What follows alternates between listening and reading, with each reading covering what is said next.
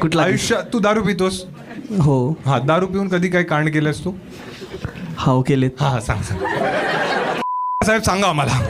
नको, खूप वर्स्ट आहे ते. अरे सांग. नको नको 1000 देतो. नको. अरे खंबा येले एवढं काय केलंयस रे तू? नाही नाही नको ते नको. दुसरं काहीतरी बोलू आपण. आम्हाला तेच जायचं.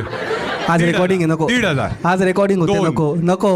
अडीच. सांगतो सांगतो सांगतो सांगतो सांगतो सांगतो सांगतो.